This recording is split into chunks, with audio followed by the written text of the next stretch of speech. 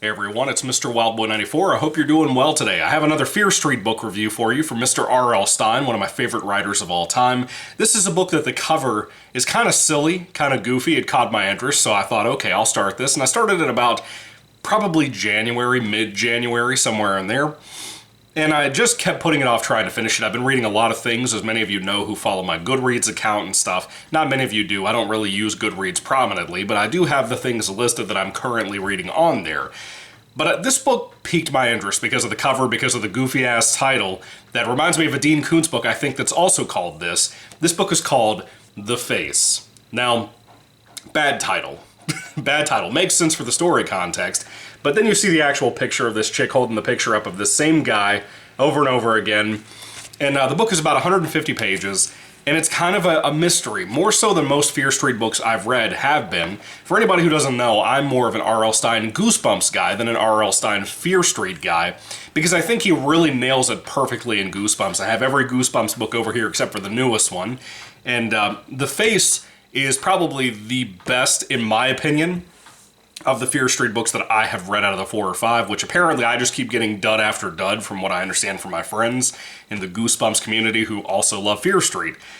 The Face is a very bizarre book. It's dealing with amnesia, it's dealing with kind of a mystery type thing more so than most of these books. I expect typically a murder mystery with Fear Street.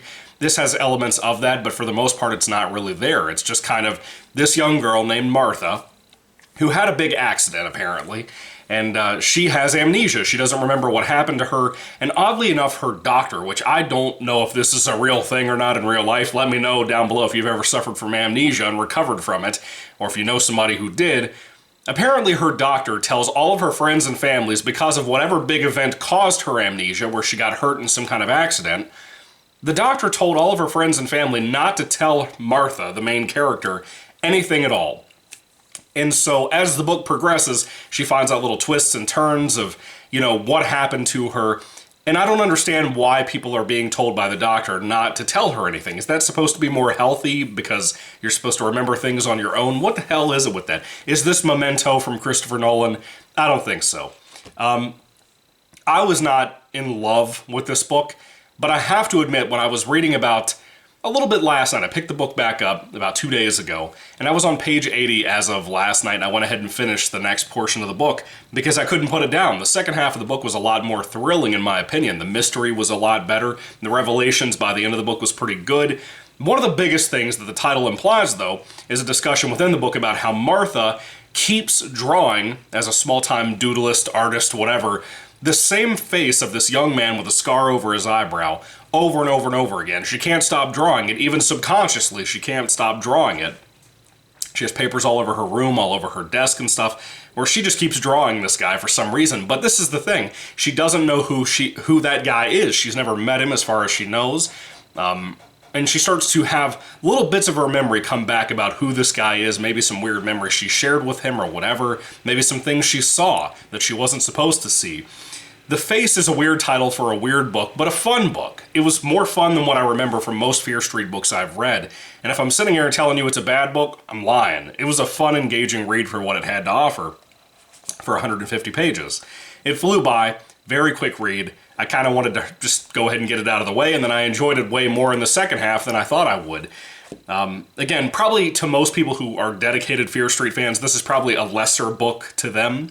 But from what I've read of the Silent Night books and Truth or Dare, which I just reviewed a couple of weeks ago, this is better than most of that to me. Maybe not as good as the first Silent Night book, I don't know, but this was cool. I liked it. I thought it had a lot to offer. Stine always pulls through with some really good, short, sweet sentences on his writing style. I love it when he does it in Goosebumps. I love it in Fear Street. It's his best quality as a writer that I wish most writers would look back at something like Fear Street, see these short books, realize they can tell their tale just like this and it would still sell more than likely. But reading is kind of dying. If we're being honest, reading is kind of dying. I liked the book. I recommend it if you like Fear Street. If you love R.L. Stine, I recommend it quite a bit. It was cool. It was a little kind of a mystery, but not really a murder mystery until certain portions later in the book. But that stuff was cool. I did like the twists and stuff. It did get a little overcomplicated in the finale. Just a little bit, and some logic drops, but that's okay. That's okay. I'm willing to suspend some disbelief as long as the book is fun to read and it's an enjoyable, entertaining time, and I had a good time with The Face. If I had to rate it on a 5-star basis, I would probably give The Face probably about a 3 out of 5 stars. Maybe a little higher than a 3 out of 5. It's definitely above average. I was very entertained. I leaned into giving it a 4, but I don't think I can do that. For what it wanted to do, it was a good time. I really enjoyed it. And again, if you want a good Fear Street read, maybe this is the only one your library has or something and you want to try it out, man. I think you might really dig it. It's got a cool little concept here, and that mystery part of it's really the most engaging portion. I haven't read a Fear Street book like this. I don't know if there's many books like that out there from the series, but this was cool. I dug it. I recommend it, definitely.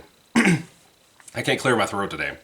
Anyway, what did you guys think about Fear Street, The Face? If you've read it, what do you think about R.L. Stine? Let me know what you think about the whole series in general. What's your favorite Fear Street book?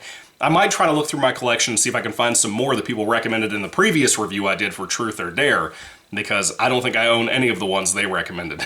Whether it be my friend Monster Blood on his awesome book review channel, or Mr. Mordman, or any of those guys.